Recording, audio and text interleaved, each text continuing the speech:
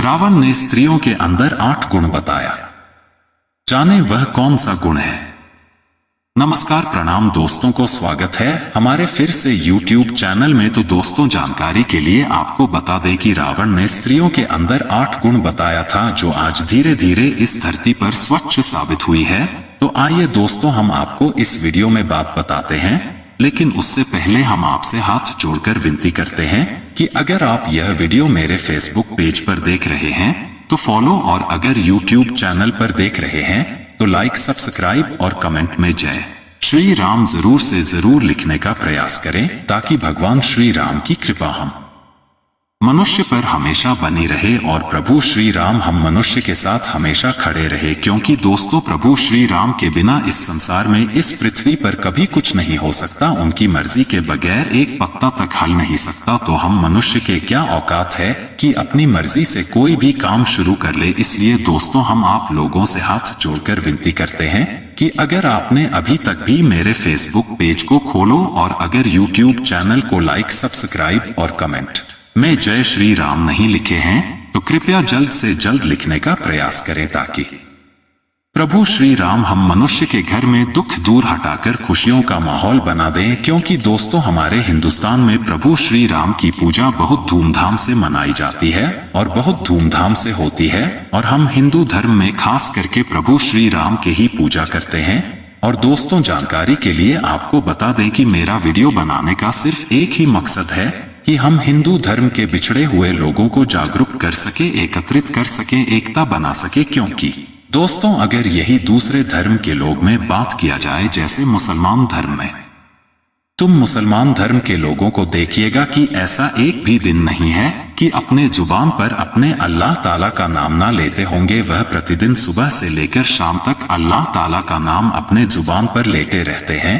क्योंकि उन लोगों का मानना है कि हमारी सुबह अल्लाह ताला से ही शुरू होता है और हमारी शाम अल्लाह ताला पर ही खत्म होता है। ऐसा एक भी दिन नहीं है कि हम अपने अल्लाह ताला का नाम जुबान पर ना लेते होंगे। अगर किसी कारण ऐसा दिन हुआ कि हम अपने अल्लाह ताला का नाम जुबान पर नहीं देते तो हम दिन में किसी न किसी समय निकालकर नमाज पढ़ने के लिए बढ़ जाते हैं। इस बीच हम अपने अल्लाह ताला का नाम जुबान पर ले लेते हैं ताकि अल्लाह ताला हमारे फरियाद कबूल कर सके। और होता भी कुछ ऐसा ही है, अल्लाह ताला हमारे फरियाद कबूल करके हमारे सारे मनोकामना पूरी करते हैं।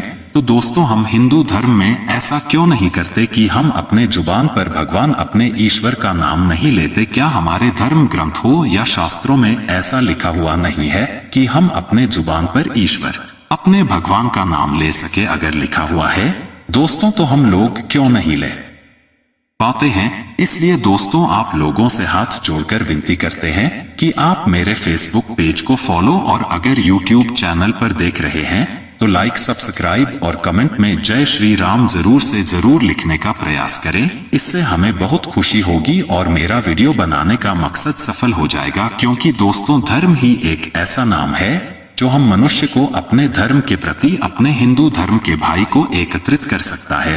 क्योंकि जैसे दोस्तों मुसलमान धर्म के लोग मस्जिद में जाकर मुसलमान भाई एकत्रित हो जाते हैं, वैसा ही हम लोग अपने मंदिर में जाकर हम हिंदू धर्म के भाई लोग एकत्रित हो सकते हैं। यही मेरा वीडियो बनाने का मकसद था। तो चलिए दोस्तों वीडियो शुरू करते हैं और आपको बताते हैं कि रावण ने कौन सी 8 बातें बोली थी स्त्रियों के अंदर गुण के बारे में। तो दोस्तों शास्त्रों के अनुसार रावण की कई बुराइयों में से एक बुराई ये थी कि वह सुंदर स्त्रियों से तुरंत मोहित हो जाता था। सीता की सुंदरता देखकर ही रावण ने सीता का हरण किया था।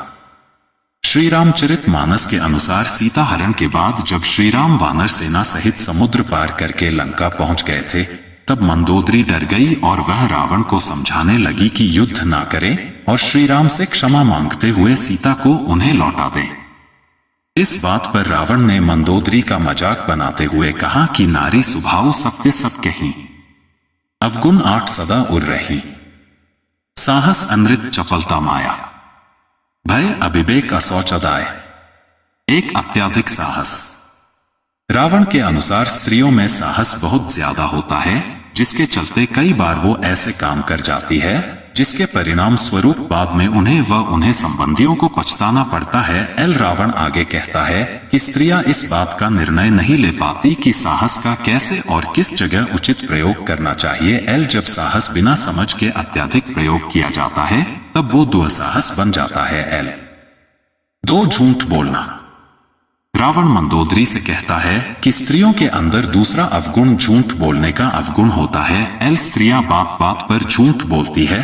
एल ये आदत अक्सर उनकी परेशानियों का सबब बन जाती है।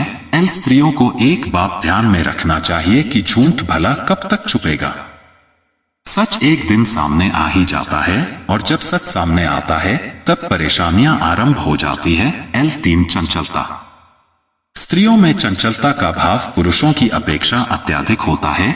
इसी वजह से वो किसी एक बात पर अधिक समय तक नहीं टिक पाती है। एल यही वजह है कि घड़ी घड़ी स्त्रियों के विचारों में परिवर्तन देखने को मिलता है और वो अधिकांश परिस्थितियों में सही निर्णय लेने में असमर्थ होती है। एल 4 माया रचना। चौथी बात है माया रचना। रावण कहता है कि स्त्रियां अपने स्वार्थ सिद्धि के लिए कई प्रकार की माया रचती है। एल अपना काम कराने के लिए वो व्यक्तियों को कई प्रकार के प्रलोभन देती है, रूठती है, मनाती है। एल यह सब माया ही तो है और जो इस मायाजाल में फंस गया वो स्त्री के वशीभूत हो जाता है। रावण आगे मंदोदरी से कहता है कि तूने भी माया रचकर मेरे शत्रु राम का भय मुझे सुनाया है ताकि मैं बातों में आ जाऊं और सीता को लौटा दूं। 5 डरपोक होना।